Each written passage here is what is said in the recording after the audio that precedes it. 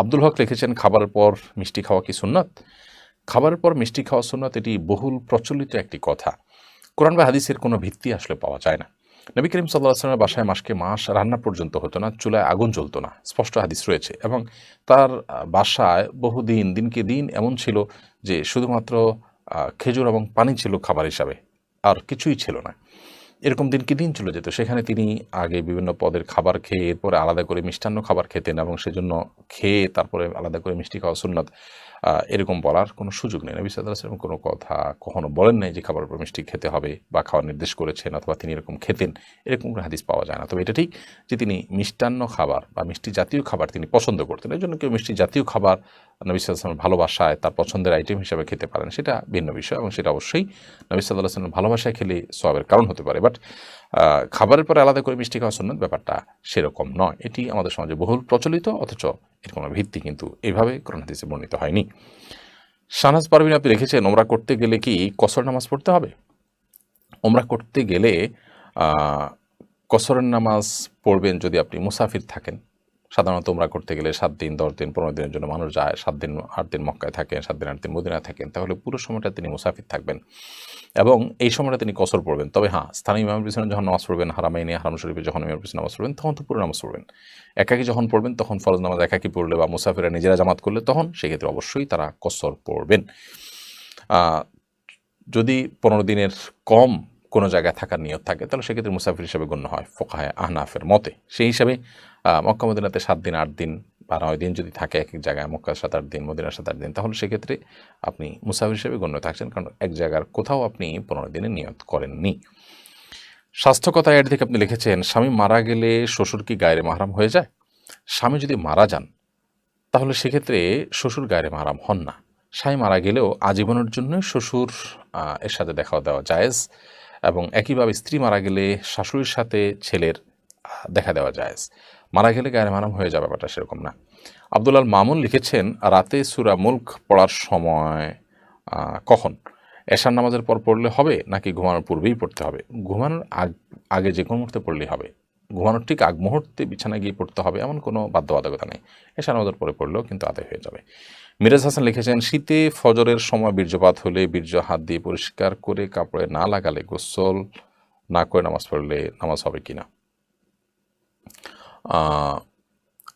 কাপড়ে লাগা না লাগার সাথে আসলে গোসলের সম্পর্ক নেই। বীর্যপাত হলে কাপড়ে, সে কাপড় ধুইতে হবে।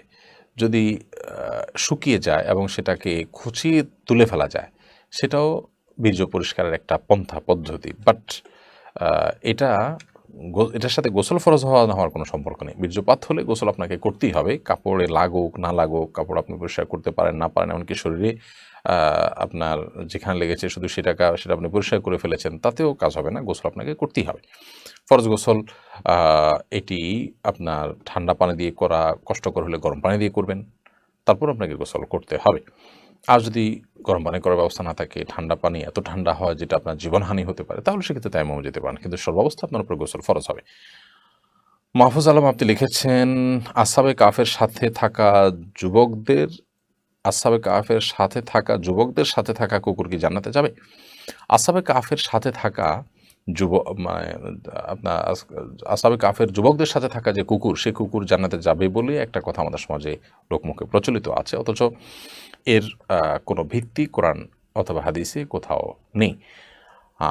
অনেকে বলতে পারেন যে আসহাবে কাফের যুবকদের সাথে কুকুর থাকলো কেন? অর্থাৎ কুকুর মুসলমানের বাসায় থাকলে সেখানে রহমতের ফেরেশতা আসে না, হাদিসে পরিষ্কার বলা আছে, এবং নিষেধ আছে বাসা বাড়িতে কুকুর রাখা। তাহলে তারা কেন কুকুর নিয়ে গেল? এর উত্তর হলো যে, প্রথমত তারা আমাদের নবীর শরীয়তের মানুষ ছিল না, তারা পূর্বের নবীর শরীয়তে ছিলেন, এবং সে সমস্ত নবীদের শরীয়ত কিন্তু পৃথক হয়ে থাকে। কোনো নবীর অনুসারীদের জন্য অন্য নবীদের বিধিবিধান, অন্য নবীর প্রতি যে শরীয়ত প্রণীত হয়েছে সেটা মানা তাদের উপরে আবশ্যক থাকে না, বিধায় হয়তো তাদের শরীয়তে সেটা জায়েজ ছিল। আরেকটা বিষয় হলো যে তারা সেটাকে স্বীকার করার জন্য সাথে রেখেছেন, নিরাপত্তার জন্য সাথে রেখেছেন, এবং কি তারা তাদের ঘরে নিয়ে রেখেছেন, এমনটি কিন্তু প্রমাণিত নয়। কুকুর যদি কেউ শিকারের জন্য বা আপনার পাহারাদারি কাজের জন্য রাখেন, সেটা জায়েজ আছে, কিন্তু সেক্ষেত্রে কুকুরের থাকার জন্য আলাদা বন্দোবস্ত থাকবে, আলাদা কক্ষ থাকবে, আলাদা জায়গা থাকবে, মানে বাসার বাইরে থাকবে, প্রয়োজনে তার আলাদা থাকার ব্যবস্থা করা হবে। কিন্তু তাই বলে মানুষ সাথে একসাথে রাখার যে সংস্কৃতি আজ আমরা দেখতে পাচ্ছি, ইসলাম শরীয়তের দৃষ্টিকোণ থেকে এটা জায়েজ নাই, এবং এটি মানুষের জন্য নানান দিক থেকে ক্ষতি বয়ে আনে। মানুষের ভেতরগত অন্তর্নিহিত কিছু ক্ষতি আছে যেগুলো মানুষ বুঝতে পারে না। কোরআন হাদিস যা বলেছে সেটা আমাদের কল্যাণার্থেই বলেছে। সব কল্যাণ অকল্যাণ যে আমি ধরে ফেলতে পারবো বা বুঝে ফেলতে পারবো এমনটি নয়।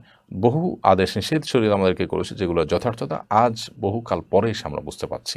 অতএব যেটি হারাম করা হচ্ছে সেটা আমাদের কল্যাণার্থে করা হচ্ছে, সে সময় আমাদের সেটা মেনে চলতে হবে।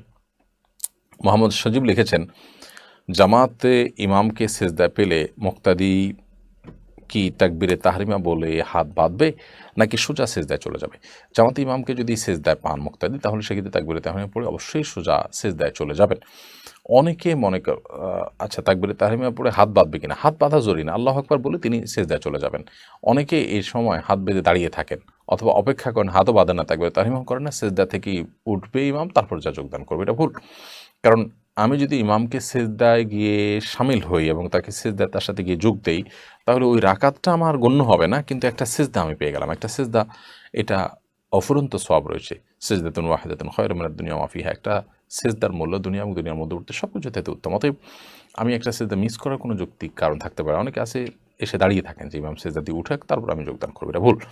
তবে হ্যাঁ, এটা ঠিক যে আল্লাহু আকবার বলে আমি জামাতে শামিল হতে পারি, তাকবীরে তাহরিমা বলা আবশ্যক, কিন্তু হাত বাঁধা আবশ্যক নয়।